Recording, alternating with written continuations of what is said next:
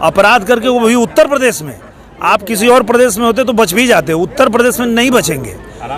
बड़े बड़े तीसमार खान तो बच ही नहीं रहे, तो ये लोग क्या है। बच्ची की मौत की खबर सुन के मेरे आंसू नहीं रुक रहे थे। मैं फ्लाइट में बैठा था और मैं बहुत देर तक रोता रहा। और ये जो मामला है वो मुख्यमंत्री जी के भी संज्ञान में आ चुका है। कल ही मैं मिला था।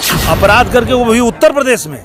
आप किसी और प्रदेश में होते तो बच भी जाते, उत्तर प्रदेश में नहीं बचेंगे। मुख्यमंत्री योगी आदित्यनाथ का शहर है, यहाँ कोई कातिल और कोई अपराधी बचता नहीं है। दुर्रा खान जो है कोई बचवे नहीं किया है, ये कैसे बच जाएंगे। बात करते हैं आकांक्षा दुबे की मौत के कातिल के बारे में। भोजपुर के सुपरस्टार कहे जाने वाले भोजपुरी के सांसद दिनेश लाल यादव निरहुआ जी ने आकांक्षा दुबे के मामले पर खुल के बोला है और खुल के सामने आया है।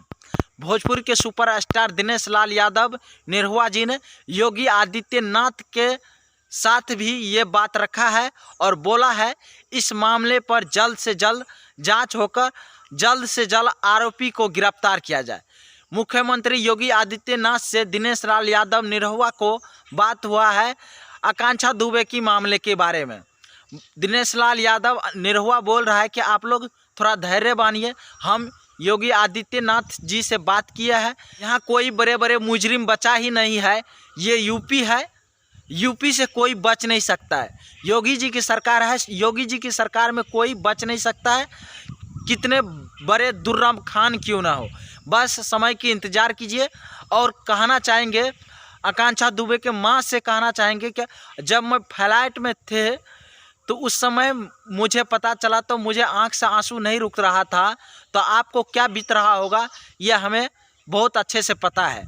आप शांतिपूर्ण और धैर्य बांध के रखिए और जो भी कातिल होगा उसे ज़्यादा से ज़्यादा कम समय में उसे जल्द से जल्द पकड़ने का काम किया जाएगा। भोजपुरी के सुपरस्टार दिनेश लाल यादव ने एक बहुत ही बड़ा फैसला लिया है आकांक्षा दुबे के मामले में योगी आदित्यनाथ से बात करके, और पूरी सुपरस्टार न्याय दिलाने के लिए आकांक्षा दुबे की परिवार को साथ खड़ा है।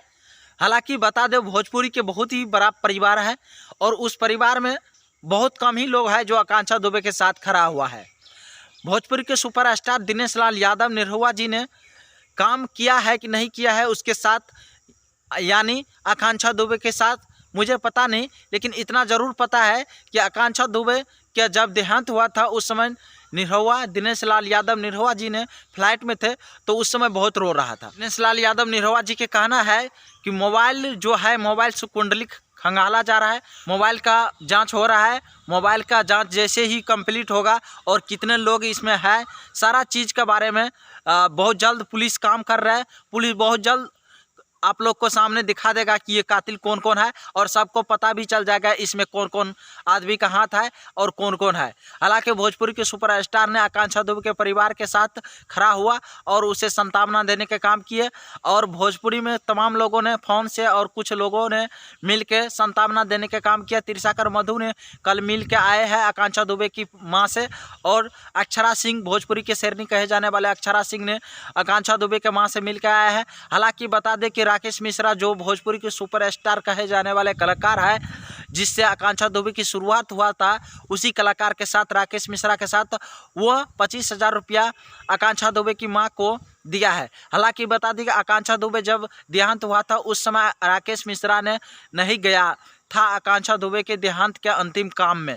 तो हालांकि बता दें आपको भोजपुरी के सुपरस्टार राकेश मिश्रा की तबीयत खराब होने की वजह से वो नहीं गया, और वो कह रहा है कि मेरा तबीयत जैसे सही होगा तो मैं जाऊंगा, और 25,000 रुपया आकांक्षा दुबे के परिवार को दिया। और उसके बाद फेसबुक पर ये लोग को जो अपना है रोजगार चलाने का नियम, फेसबुक पर स्क्रीनशॉट मार के लगाया कि मैं 25,000 रुपया आकांक्षा दुबे के माँ के दिए हैं खुशी से।